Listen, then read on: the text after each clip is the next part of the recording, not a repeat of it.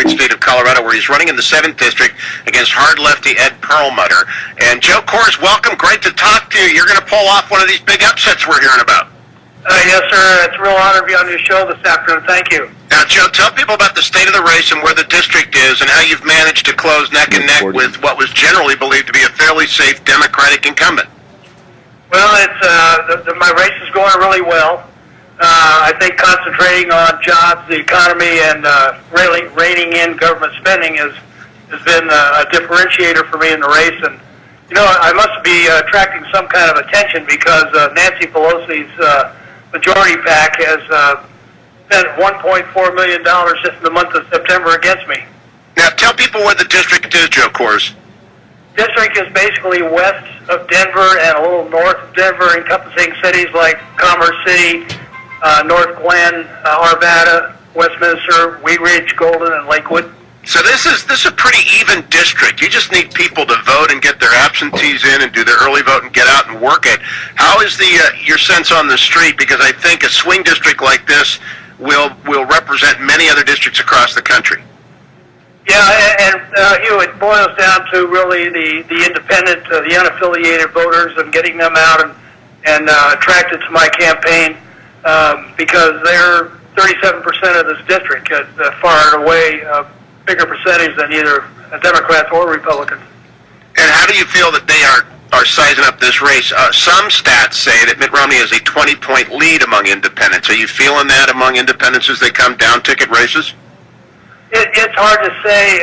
Polls are really expensive to run. I really think that my campaign is already well situated, and certainly we welcome Romney's bump in the state of Colorado. Colorado is certainly a special state. It's a swing state, and looking forward to getting that bump here on November 6th. Joe Coors, you've got the most famous name in Colorado, many people would say, and obviously that carries a lot of advantages, some disadvantages, but generally speaking, will people listen to you or do they already have an opinion when they walk up and say, Joe Coors, it's a Coors running? Do they stay open to the arguments? I think so. I've been block walking a lot, and people are very polite and are very appreciative that I would come knocking on their doors and talking to them. So I think that I'm getting some very warm reception, and I think people are seeing me as a genuine person and not just some old fuddy-duddy beer person. Why are you doing this? You've obviously got an enormously successful business, a wonderfully deep family structure, great success in life and business and in social arrangements in terms of being a force for the good in Colorado. Why put up with running for office? Well, I really am motivated to do something about the American dream, which I think is a great risk. My family over the last 100 and some odd years has really benefited from the free enterprise system we have in this country and the land of opportunity, and government is just putting all kinds of clamps on the American dreams for so many Americans, and we got to get this country back on track. You know, it's not for me, it's for our kids, our grandkids, and your grandkids that I'm doing this.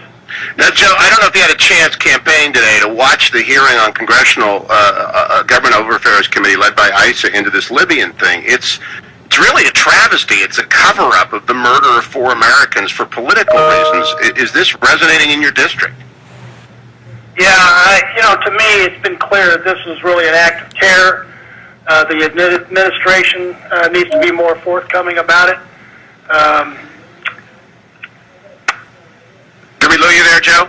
No, sir. I'm sorry. To me, it's just a clear act of terror, and the administration needs to be more forthcoming about it. And a last question: Ed Perlmutter is pretty hard left. Is he trying to run to the right in this election? We have seen some signs in his previous votes that he's been given a hall pass by Nancy Pelosi. But he appears to be a moderate back here in Colorado. But when he gets back to Washington D.C., he's really a rubber stamp for the Obama administration and Pelosi and those folks. So he votes very left, and he comes back here and tells everybody he's a moderate. Joe Coors, great to have you on. What's your website? My website, thank you for asking, is www.joecoors.com. and be very thankful for any help for the folks that provide by donating at that address. Again, www.joecoors.com. www.joecoors.com. He's closed up. This is going to be one of the surprises on election night, America, as we send a Coors to Congress. www.joecoors.com. Thank you, Joe. Coming right back with more of the meltdown at the White House by Jay Carney, the frying that took place with the cover-up artists on Capitol Hill, here on the Hugh Hewitt Show from Cal Baptist University. Stay tuned.